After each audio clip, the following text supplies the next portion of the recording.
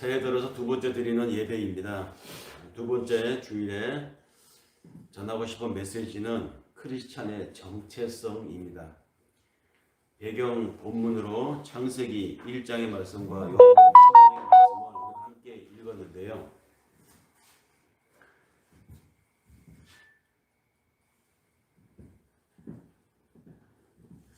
크리스찬이 크리스찬답지 못하고 교회가 교회답지 못하다 보니까 우리가 어디 가서 내가 하나님 믿는 자녀라고 당당하게 자신 있게 프라이드를 가지고 말을 하기가 참 어려운 시대가 되었습니다. 교회가 교회답지 못하다 보니까 교회가 하는 메시지, 교회가 던지는 세상을 향한 말씀들이 설득력을 잃고 말았습니다. 그래서 더더욱 올 한 해 우리는 내가 크리스찬임을, 내가 일반 사람들이 살아가는 것과는 좀 다른 모양을, 다른 양상을, 다른 목적을 가지고 살아가는 사람임을 분명히 저들에게 보여서 나의 나된 것을 살피시는 하나님이 내 시간과 나의 손발을 들어서 나를 사용하시는 나는 크리스찬입니다. 누구를 향해서가 아니고 바로 하나님을 향해서 하나님, 내가 당신의 자녀입니다 라고 감히 말할 수 있는 저와 여러분들이 되기를 바라는 마음에서 오늘은 두 번째 주 메시지 크리스찬의 정체성을 메시지로 준비해 보았습니다. 함께 읽은 구약의 창세기 내용은 하나님이 창조하신 날의 세 번째 날 사역을 기술한 내용이죠. 하나님이 물과 묻을 구분하여 나누어 놓으셨습니다. 온통 물로 뒤덮여 있던 이 지구에 하나님이 땅을 융기시켜서 땅과 바다가 나눠지는 역사가 세 번째 날의 창조 역사입니다. 원래는 지구가 물이었습니다. 이 셋째 날의 창조 이전까지는 온통 지구가 물이었습니다. 물로 온통 덮여 있었는데, 그래서 그 상태의 지구를 아마 훗날 하나님을 믿는 사람들은 이렇게 생각했습니다. 세상은, 이 지구는 그 출발이 물이었다. 그것이 그들의 머릿속에 아주 각인이 되었던 것 같아요. 그래서 시편 24편 1, 2절을 보면 그런 심정들, 그런 신앙들이 막 나옵니다. 그게 그대로 옮겨보면 땅과 그 안에 가득 찬 것이 모두 주의 것이고 온 누리와 거기에 살고 있는 모든 것이 다 주의 것인데 분명 주께서 그 기초를 바다 밑에 놓으셨고 강바닥에 단단히 세우셨도다. 이런 시적 고백이 어떻게 나올 수 있겠습니까? 세상이 시작이 물로 덮여 있었고 그 물에서부터 하나님의 구분이 있었다는 것을 그들은 인지하고 있었던 것입니다. 그런 인지가 있었기에 이런 신앙 고백이 있는 거 아니겠습니까? 우리가 읽은 본문도 보면 하나님께서 온통 바다였던 지구에 땅을 솟게 만드셔서 땅과 바다가 갈라지게 하셨다라고 소개하고 있습니다. 그리고 바다의 경계도 정해주셨습니다. 지질학자들은 이렇게 말합니다. 원래 땅과 바다가 지금처럼 5대양 6대주로 있었던 것이 아니다. 소위 대륙 이동설을 지질학자들은 이야기합니다. 하나로 뭉쳐져 있었다고 합니다. 땅이. 하나로 뭉쳐져 있었던 그 땅 둘레의 주변으로 바다가 넘실거리고 있었다는 것이죠. 융기가 돼가지고 땅이 드러났다는 것입니다. 드러난 땅은 하나였다는 것이죠. 이 드러난 땅 주위로 온통 바다가 넘실거리고 있었다. 실제로 이 지질학자들의 말대로 남아메리카 해안선과 남아프리카 이쪽 해안선을 대서양을 중심으로 해서 갖다 맞춰보면 퍼즐을 맞추는 것처럼 딱 맞아요. 정확하게. 그 가운데 붕 뜬 게 오세아니아 대륙이라고 합니다. 오늘날 호주라고 하죠. 갖다가 맞춰보면 딱딱 그 구석진 모서리들이 구석과 모서리가 딱 들어맞는다고 합니다. 셋째 날에 땅과 바다가 그렇게 나뉘어진 것이죠. 나눠진 땅과 갈라진 바다는 대충 이렇게 갈라진 것이 아니었습니다. 바다는 전체 지표면의 71%라고 오늘날의 해양 과학자들이 이야기합니다. 그래서 바다와 땅의 비율이 7대3이라고 대략 얘기하죠. 근데 이 7대3의 비율이 처음부터 하나님이 물과 묻을 나누실 때부터 7대3의 비율로 하나님이 나눠 놓으셨다는 것입니다. 혹시라도 바다의 비율이 조금이라도 줄어들거나 조금이라도 늘어나게 되면 지구에 재앙이 닥친다고 합니다. 만약에 그 비율이 흐트러지면 식물이 자랄 수가 없고 우리가 즐겨 먹는 채소나 과일을 먹을 수가 없게 된다고 합니다. 지금보다 만약에 바다의 비율이 조금이라도 더 늘어나게 되면 그나마 남아있는 땅, 여기에 온통 습지로 변해버린다고 합니다. 수증기가 너무 많아서, 습기가 너무 많아서 아무것도 식물을 자라게 할 수가 없다고 하죠. 반대로 또 지금보다도 만약에 바다 양이 조금 줄어들게 되면 너무 건조해가지고 지구에 남은 땅은 사막이 되어버리고 만다고 합니다. 그러니까 7대3, 이 정확한 이 비율이 지켜져야 되는데 이것이 만약에 비율이 깨져가지고 바다가 더 많아지거나 바다가 더 적어지면 지금 같은 생존 조건이 유지될 수 없다는 것이 지구 과학자들의 이야기입니다. 그래서 하나님은 지구상에 동식물이 잘 자랄 수 있도록 열매를 맺을 수 있도록 처음부터 땅을 융기시켜서 바다와 묻을 구분하시되 그 비율이 7대3이 되도록 하셨다는 것이죠. 이 비율은 창조 때부터 정확하게 지금까지 오늘까지 지켜져 오고 있습니다. 하나님께서 만약에 이 비율을 조금이라도 건드려 놓으시면 그날로 지구를 제하게 되는 것입니다.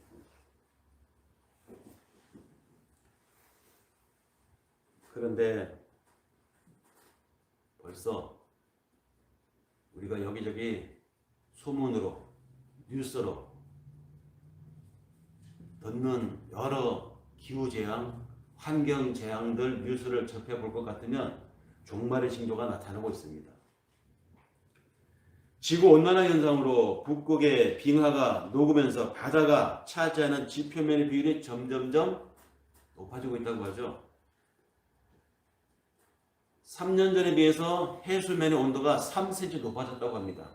그런데 이 3cm 높이가 3년 전에 비해서 3cm 높아졌는데 해양 높이가, 해수면 높이가 1cm 높아지는데 지난 2000년 동안에 1cm 높아졌다고 해요. 근데 3년 만에 3cm가 높아졌다고 합니다. 그러면 앞으로 2년 후에 3년 후에는 얼마나 높아질까요? 끔찍한 디스토피아를 내다보는 미래학자들은 앞으로 해수면 높이가 2m까지 높아질 거라고 합니다. 2m까지 높아지면 우리 가까운 이웃나라 일본은 많이 잠기고요. 우리나라 서해안, 전라도 쪽은 잠긴다고 합니다. 중국은 대륙이 산동성 쪽에 있는 이 대륙의 3분의 1이 바다가 된대요. 땅이 줄어드는 게 문제가 아닙니다. 그랬을 때 그 습지가 얼마나 늘어나느냐, 수증기가 얼마나 늘어나느냐, 이것이 재앙이 되겠죠. 지구는 태양빛을 받아서 그 태양빛의 10%만 지구 안에 저장을 하고 나머지 90%는 자외선을 바깥으로, 지구 바깥으로 방출을 하죠. 그런데 탄산가스층이 지구를 덮으면서 이 적외선이 우주로 방출이 되지 않고 지구 안에 갇히게 됩니다. 갇혀버리게 되니까 온난화 현상이 일어나게 되는 것이고, 이 온난화 현상의 결과가 빙하를 녹이고, 그 빙하가 녹으니까 해수면의 지표면 높이가 점점점 비율이 계속 높아져 가고 있다는 것입니다. 그래서 세계 곳곳에서 홍수가 툭하면 일어나고, 여기저기서 물이 모자라서 가뭄이 일어나고, 이 모든 것들이 하나님이 창조하여 놓으신 황금 비율을, 하나님이 만들어 놓으신, 갈라놓은 이 분리를 사람들이 편리를 위해서, 사람들의 욕심을 채우기 위해서 우리가 쌓아놓은 문명의 바벨탑이 야기한 결과들입니다. 우리 사람의 탐욕이, 우리 인간의 죄가 이렇게까지 오늘날 하나님의 창조를 훼손하고 있는 것이죠. 처음부터 하나님은 우리 인간이 생존하기에 가장 적당한 양의 물과 가장 적당한 바다 비율을 주셨습니다. 바다와 땅의 지표면 점유 비율도 정확하게 7:3으로 나누어 주셨습니다. 이게 얼마나 신명막측합니까? 가장 식물과 생물과 동물이, 그중에 사람이 살기 적합한 환경을 하나님이 만들어 주셨다는 것이죠. 우리가 조금만 생각을 하면서 자연 만물을 바라보면 그 자연의 움직임 법칙에서 하나님의 위대한 능력과 그 오묘한 솜씨와 생명을 위한 그 섬세한 배려를 읽을 수가 있습니다. 그런 것이 와 닿으면, 느껴지면 정말로 하나님의 창조가 오묘하게 느껴집니다. 하나님 감사합니다. 하나님 정말로 신기합니다. 그냥 감탄이 나올 수밖에 없습니다. 자연만이 그런 것이 아니죠. 우리 인간의 몸도 보면 하나님의 솜씨가, 하나님의 배려가 너무너무 신기합니다. 인터넷에서 사람의 신체에 대한 설명을 한 동영상을 볼 기회가 있었는데요. 그 사람의 신체라고 하는 것이 얼마나 기기묘묘하게 만들어졌는지 그 동영상 화면을 보면서 참 이게 진짜 우연히 만들어진 것일까 이런 생각을 해요. 지나는 자들의 말에 어쩌다가 세월이 수십억 년 흐르면서 그렇게 현장에 맞게 진화되어 와서 오늘날 이렇게 됐으니 맞다 이렇게 말하는데, 글쎄요. 하나님의 능력과 하나님의 솜씨, 하나님의 배려에 인체의 신비를 보면 무릎을 꿇을 수밖에 없습니다. 우리 생명체, 사람의 이 몸은 세포로 구성되어 있다는 건 우리가 다 알잖아요. 상식이잖아요. 근데 그 세포가 70조 단위의 세포가 한 사람의 생명체에 속해 있다고 합니다. 제가 이래봬도 70조 개의 세포로 구성되어서 지금 여기 여러분들 서 있는 거예요. 그 세포 하나는 1000조 개의 분자로 이루어져 있다고 합니다. 1000조 개의 분자.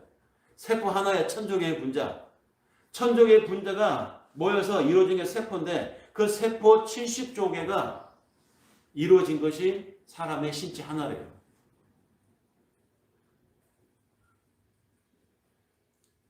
그 70조 개의 세포가 각기 먹고 마시고 소화하고 배설하는 수만 가지의 신진대사를 각기 세포마다 하고 있다는 것입니다.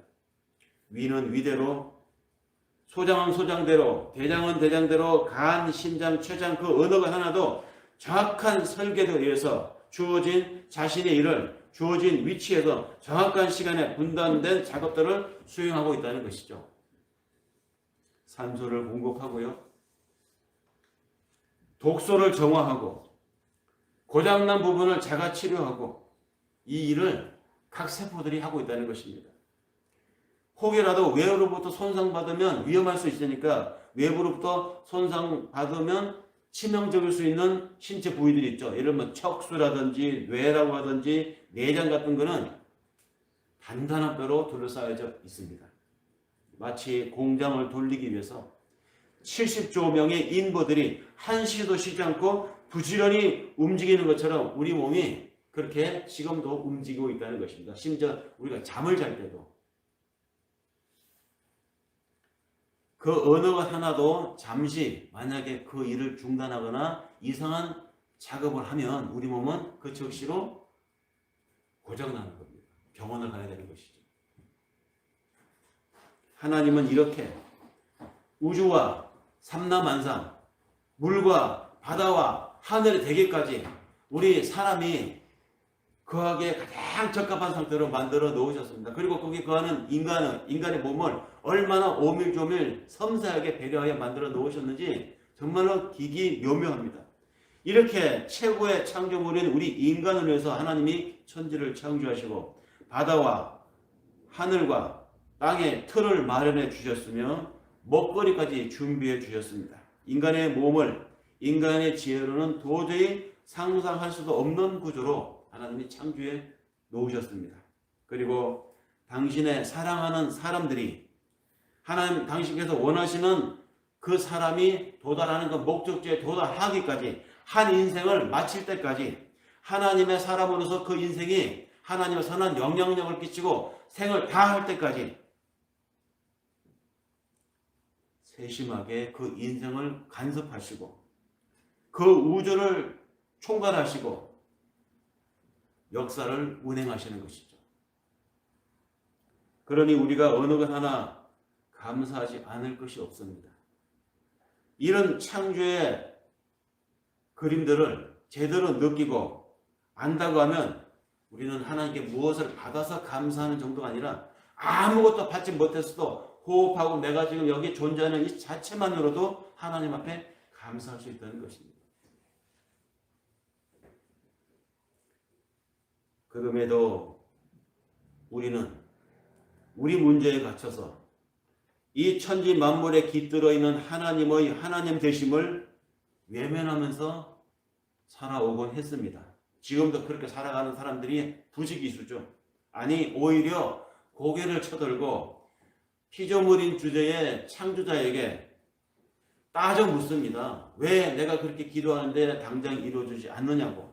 내가 당신에게 얼마나 헌신을 했는데 당신 나한테 이렇게밖에 반응하지 못하느냐고 하나님 앞에 손익계산서를 가지고 따집니다. 그런 우리 인생들을 향해서 하나님이 오히려 말씀을 하신 내용이 있죠. 욥기 38장 25절에서 30절에 이르는 욥기가 동방의 의인으로 하나님 앞에 신앙의 의를 다하고 살았습니다. 근데 신앙의 의를 다하고 살아서 자신은 하나님 앞에 흠이 없다고 생각했던 모양이에요. 자신에게 닥친 재앙이 까닭없이 이유 없이 닥치니까 하나님 내가 무엇을 했다고 나한테 이러십니까? 내가 당신에게 어떤 잘못을 저질렀다고 나한테 이런 어려움을 주십니까? 이건 부당합니다라고 따지지 않았습니까? 욥은 자기가 혹시라도 죄를 지었을까 봐 하나님 앞에 항상 속죄물을 드렸어요. 뿐만 아니라 자기 자식들까지 자기가 알지 못하는 어떤 죄를 쟤들이 분명히 죄를 졌을 텐데 하나님 앞에 모르고 있는 줄 쟤들이 모를까 봐 자식들이 모르는 죄까지 해갖고 그 자식들의 속죄물까지 하나님 앞에 따블따블 제사를 드리고 했던 사람입니다. 그렇게 살아왔기 때문에 자신에게 재앙이 닥치니까 자기는 이해할 수 없었던 것이죠. 그래서 하나님 너무하십니다.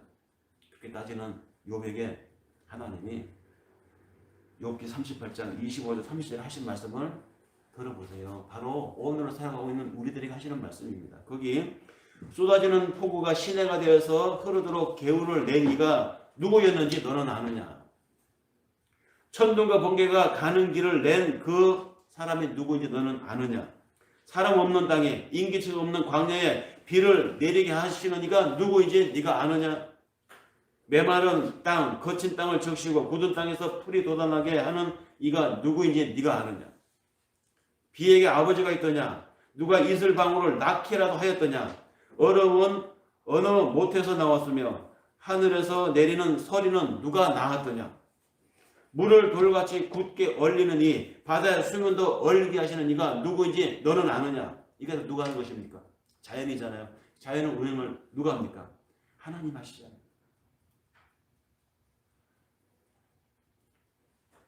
오늘 나의 삶을 살펴보면서 오늘 이 시대의 사람들이 자신의 삶을 돌아보면서 이 욥에게 던진 하나님의 이 호통스러운 야단을 우리는 한번 생각해 봐야 됩니다. 어느 것 하나도 우리의 수고로 되어지는 것은 없어요. 내가 수고한다고 비를 내릴 수 있습니까? 내가 애가 달아서 답답해가지고 정원수 떠놓고 밤새도록 빈다고 안 내리는 눈이 내리겠습니까? 생명체가 존재하는 데 필요한 그 모든 것들은 하나님이 다 하셨어요.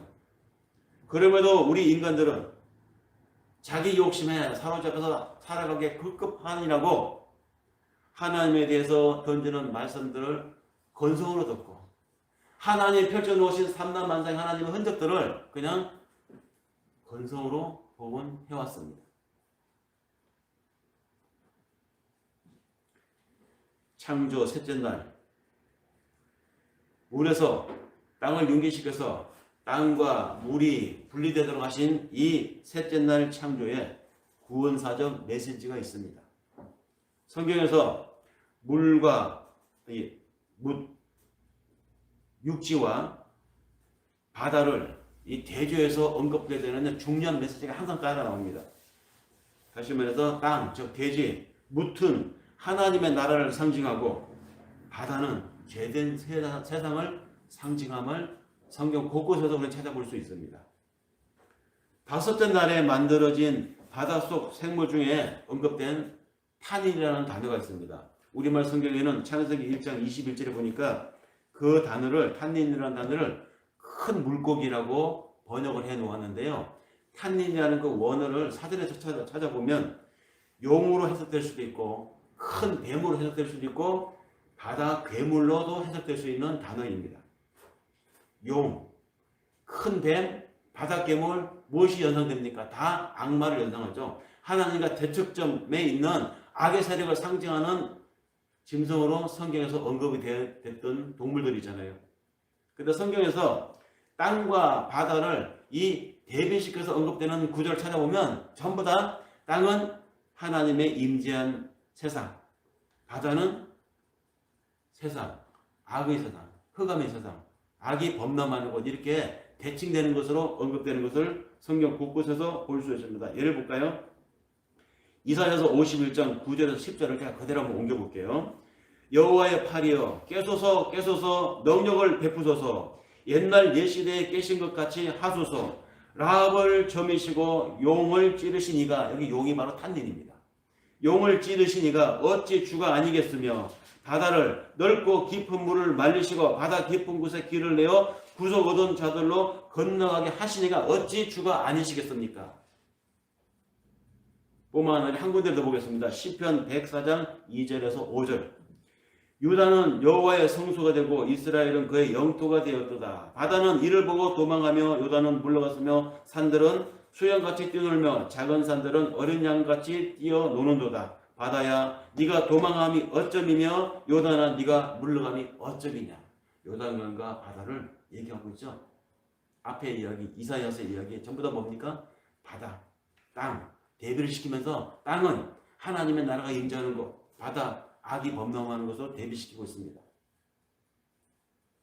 이 두 구절들은 전부 다 홍해가 마르는 사건을 염두에 두고 예언한 이야기고, 일어난 일을 회고한 이야기고, 또 뒤의 이야기는 뭡니까? 요단강이 갈라진 사건을 회고한 이야기잖아요. 실제로 역사에서 일어났던 일 아닙니까? 이스라엘 출애굽사에서 이스라엘이 출애굽할 때 출애굽 14장 21절을 보니까 이렇게 묘사되어 있습니다. 모세가 바다 위로 손을 내어 민대 여호와께서 큰 동풍으로 밤새도록 바닷물을 물러가게 하시니 물이 갈라져 바다가 마른 땅이 된지라. 또 한 군데 여호수아서 3장 17절. 여호와의 언약궤를 맨 제사장들은 요단 가운데 마른 땅에 굳게 섰고 온 이스라엘 백성은 그 마른 땅으로 행하여 요단을 건넜더라. 그렇죠? 이스라엘 민족의 형성사에서 이스라엘 민족이 이집트 땅에서 탈출을 하잖아요. 탈출을 하는데 앞에 탈출해서 한참 도망을 가는데 앞에 홍해 바다가 딱 버티고 있습니다. 그런데 하나님이 모세로 하여금 그 바다를 가리게 하셨어요. 그 바다를 가리고 갈라진 바다가 갈라지고 바다 물이 있었던 그 바다 밑바닥 땅이 마른 땅이 되었다는 것입니다. 그 마른 땅으로 이스라엘 사람들이 건너갔다는 거예요. 이사야 예언자가 그걸 이야기하고 있고요. 자, 광야에서 헤매고 이제 하나님 약속의 땅 가나안 땅으로 들어갑니다. 근데 들어가려고 하는데 거기 강이 있네요. 요단강이 있습니다. 근데 요단강이 그때 또 장마철이라서 우기가 돼가지고 물이 막 넘쳐 흐릅니다. 건너갈 수가 없어요. 이때 하나님이 여호수아와 하여금 제사장들이 법궤를 메고 앞장서서 가게 해라. 그때 그들이 믿음으로 법궤를 메고 앞장서서 갔더니 요단강이 갈라지더라는 것입니다. 갈라진 요단강. 그 한가운데 바닥에 드러난 그 땅에 제사장들이 법궤를 메고 서 있으니까 땅이 말랐다는 것입니다. 마른 그 땅 사이로 이스라엘 사람들이 요단강을 건너서 가나안 땅으로 들어갔다. 이 두 사건을 지금 얘기하고 있습니다. 이 두 사건에서 공통된 단어가 있습니다.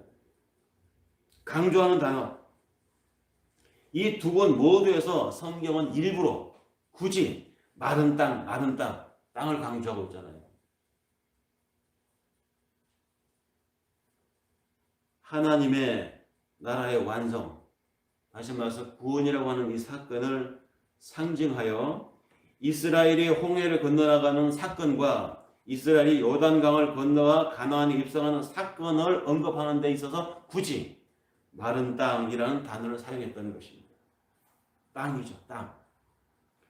마른 땅은 바다가 완전히 물러간 물기 없는 땅입니다. 질퍽질퍽한 땅이 아니에요. 완전히 물이 물러가고 완전히 말라버린 땅. 하나님의 구원이 임하되 완벽하게 임할 것이라는 것을 상징하는 이야기죠. 구약의 이야기, 이스라엘 역사가 아닙니다. 이런 구원사적인 관점으로 하나님의 역사와 세상의 한거, 거기에 인간의 나태함, 이런 관점으로 창세기부터 말라기까지 이런 관점으로 읽어야 돼요. 그래야 구원을 발견할 수 있고, 그래야 은혜를 발견할 수 있는 것입니다. 하나님의 구원이 바다가 물러가고 땅이 드러나는 사건이다. 이것을 상징하여 마른 땅, 마른 땅 이렇게 강조하고 있습니다. 이 사건은 굉장히 중요한 의미가 있습니다. 보세요. 이스라엘이 출애굽을 했습니다. 도망갑니다. 하나님이 약속한 땅에 가겠다고 하는데 뒤에서 이집트 군병들이 쫓아옵니다. 쫓아가 보니까 쟤들이 도망가는데 도망가는 저 방향이 이집트 군병들이나 파라오가 봤을 때는 바다가 있는 곳이 홍해예요. 이집트 사람들이 봤을 때는 쟤들이 물에 빠져 죽으러 가는구나 이렇게 보이지 않겠습니까? 쟤들이 바다 쪽으로 가네. 막힌 곳인데 그러면 어디로 가겠다는 거예요? 바다에 죽으러 가는구나. 이집트 사람들이 봤을 때는 저들이 바다에 빠져 죽으러 가는 것으로 보였겠지만, 그러나 그들이 홍해를 건너서 가나안 땅으로 가야 되는데 가나안 사람들 입장에서 봤을 때는 저 바다를 가르고 건너는 사람들이 어떻게 보였겠습니까? 그들도 소문을 떠서 알고 있을 거 아니에요. 수많은 이스라엘 노예들이 이 땅을 차지하겠다고 파라오의 억압을 탈출해야 오고 이쪽으로 오고 있다는데 그들이 홍해로 들어갔단다. 죽었구나. 그런데 웬걸 바다가 갈라지고 거기서 사람들이 올라오네요. 가나안 사람들 입장에서 봤을 때는 죽은 줄 알았던 사람들이 올라오는 것입니다. 이집트 이곳은 어디입니까? 이스라엘 사람들의 옛날 상태를 여기를 상징하는 것이고, 가나안 이쪽은 어디죠? 이제 죽고 다시 살아가는 하나의 백성들이 살아가야 될 거듭남을 얘기하는 것입니다. 그러니까 옛사람으로 봤을 때는 죽은 것이고 물에 빠져 죽는 것입니다. 세례가 그거잖아요. 물에 빠짐이잖아요. 그리고 새로운 땅, 하나님의 새로운 영역에서 살 사람들이 봤을 때는 죽고 살아난 것이죠. 이게 구원입니다. 이게. 그러니까 마른 땅을 얘기하는 것입니다. 그래서 셋째 날에 바다가 물러가고 땅이 드러난다고 하는 것은 하나님이 이 기록을 통하여서 훗날 오늘날까지 하나님 믿는 우리들에게 주시는 메시지는 이겁니다. 그런 것처럼 내가 반드시 새 하늘과 새 땅을 완성할 것이다. 너에게 보여줄 것이다. 하나님의 확약의 증표입니다. 셋째 날까지의 창조, 이 이야기의 구조틀에서 창조의 중요한 메시지, 이것을 우리는 빠뜨리지 말아야 돼요. 그것은 뭐냐? 하나님이 이와 같이 물과 묻을 구분하여 분리해 놓으신 것, 하나님이 이와 같이 위의 궁창과 아래 궁창을 나눠 놓으신 것, 하나님이 분리하고 나눠 놓으신 것은 절대 합쳐서는 안 된다는 것입니다. 오늘날 사랑하는 크리스찬들에게 주시는 메시지가 여기 있습니다. 크리스찬의 정체성을 가지고 살아야지, 크리스찬의 정체성을 가지고 세상의 논리와 타협을 하고 세상의 힘의 원리대로 적당히 혼합을 하면서 살아간다고 하면 그거는 안 된다는 것입니다. 하나님이 갈라놓으신 것을 절대 합쳐서는 안 된다는 것, 이것이 오늘 하나님이 이 본문을 통해서 우리에게 주시는 메시지입니다. 하나님은 생명이 존재하는 가장 적합한 환경으로 이 천지를 만드셨고 일정한 비율로 나누어 놓으셨습니다. 영적인 측면으로도 하나님은 우리에게 남겨주신 것이 있어요. 영원히 있어야 할 것과 사라질 것을 나누어 놓으셨습니다. 우리에게 영원히 있어야 할 것을 보고 살라고 우리에게 오늘을 허락하셨습니다. 사라질 것을 추앙하도록 우리를 부르신 것이 아니에요. 그런데 현실적인 문제 때문에, 생계 문제 때문에, 먹고 사는 문제 때문에 때로는 정체성을 잠시 접어놓고 사는가 타협하고 하는 것이 바로 약한 우리들입니다. 그런데 그렇게 살면은 결과가 어떻게 될까요?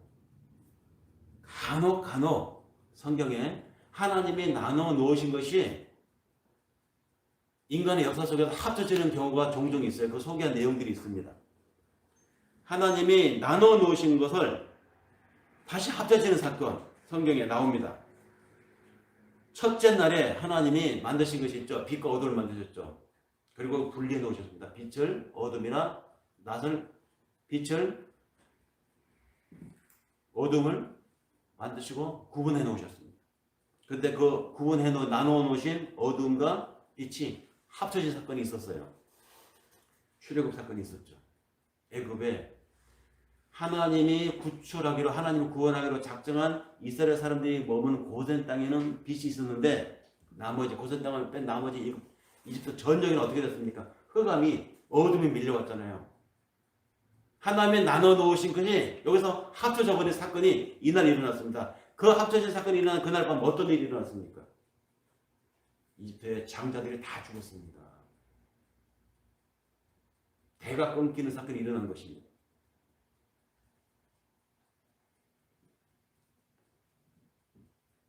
빛과 어둠이 하나님에 의해서 나눠져 있는데 이것이 다시 합쳐지게 되면 그 빛이 사라지면 생명도 사라지는 것입니다. 이런 비슷한 사건은 또 있었습니다. 둘째 날에 하나님이 위의 공창과 아래 공창을 나누셨죠. 창조 둘째 날에. 근데 위의 공창과 아래 공창이 합쳐지는 사건이 있었습니다. 셋째 날에 하나님이 뭇과 물을 나누셨습니다. 분리해 놓으셨습니다. 그런데 뭇과 물이 합쳐지는 사건이 있었습니다. 궁창이 합쳐지고 바다와 육지가 합쳐지는 사건. 이게 노아 홍수 사건이죠. 이 사건이 일어났을 때 이 땅에 방주에 들어간 생명체 외에 땅에 기식한 즉 숨쉬는 모든 생명체는 다 전멸을 했습니다. 하나님이 나눠 놓은 것은 절대 사람이 어떤 사정이 있든지 간에 그것은 합치면 안 된다는 것입니다. 합치면 그건 멸망이에요. 사망입니다. 하나님이 나눠 놓으신 것을 합치면 저주가 임한다. 그건 사망이다. 이 사건은 우리들의 삶의 현장에서도 그대로 적용되어 일어날 수 있습니다. 크리스찬의 정체성을 망각하고 세속에 도취되어서 살지 말라는 하나님의 경고가 이 메시지 속에 숨어 있다는 것입니다. 신자가 신자답게 살아야지 신자가 신자답게 살지 못하면 분명 하나님은 그런 섞여 사는 상태, 짬뽕이 된 상태, 이게 신자인지 세상 사람들인지 크리스찬인지 난 크리스찬인지 그 삶이 살아가는 자세가 그 정신이 불분명한 상태를 하나님은 제일 싫어하세요. 뜨겁든지 차든지 분명히 하라. 이도저도 아닌 모호한 상태, 이것은 바로 혼돈이죠. 혼돈을 히브리식으로 발음하면 뭐가 됩니까? 혼돈. 바벨이잖아요. 이게. 바벨은 혼돈이라는 뜻입니다. 그래서 성경은 엄난한 성도 바벨론이요. 이집트의 땅을 가리켜서 바벨론으로 상징하기도 하고요. 하나님을 대적하며 살아가는 무리, 그쪽 계층들, 그쪽 지역의 사람들 가리켜서 엄난한 바벨론 성이라고 묘사합니다. 바벨이라는 말이 들어간 그 자체가 구분하지 않고 섞여 사는 사람들을 말합니다. 그들도 하나님을 고백하지 않는 그들도 자기들대로는 신이라고 고백하면서 사는 신들이 있어요. 자기대로 믿는 신앙이 있습니다. 근데 그 신앙의 끝이 어디까지인지 이 신과 저 신, 참신과 가짜신, 내가 만든 내 배의 신과 내 욕망의 신과 타자가 소개해준 신과 막 섞여서 나한테 이득이 된다고 하면 참신이든 가짜신이든 저 사람의 신이든 내 배의 신이든 막 섞여서 숭상하고 숭배하고 예배합니다. 그게 바로 바벨의 상태라는 것이죠. 하나님은 세상과 섞이지 말라고, 크리스천의 정체성을 잊지 말라고 오늘 우리에게 이 말씀을 주십니다.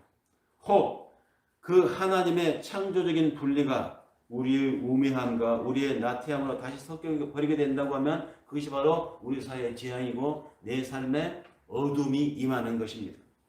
우리는 너무 자주 세상에 섞여 왔었습니다. 그래서 이미 하나님의 자녀로서 크리스천으로서 새 사람이 되었음에도 불구하고 여전히 내 삶에 내 사고에 죄의 속성과 오염과 부패가 남아 있는 것입니다. 그러다 보니까 혼돈된 세상에서 혼돈된 믿음을 가지고 긴가민가하는 신앙생활을 하는 것입니다. 말씀을 정리할 때가 된 것 같습니다. 성령 하나님이 우리 안에 남아있어 다행한 것은 그래서 이 우리 안에 있는 이 더러움과 어두움의 바다를 모두 몰아내 주실 것임을 우리는 믿습니다. 우리의 약하기 때문에 우리의 부족함을 하나님 아시니까 성령 하나님으로 이 작용을 하게 하신다는 것이죠. 그 과정이 신앙생활입니다. 힘써 우리 안에 남아있는 이 어두움과 바다로 대표되는 옛 것들을 우리는 벗어내버려야 되는데 우리가 약하니까 이것을 벗어낼 수 있도록 하나님이 성령의 도우심으로 우리 매일매일의 순간순간 삶에 함께 하신다는 것입니다. 요한 1서 2장 15절 말씀을 옮겨보면 이 세상이나 세상에 있는 것들을 사랑하지 말라. 누구든지 세상을 사랑하면 아버지의 사랑이 그 속에 있지 아니하느니라.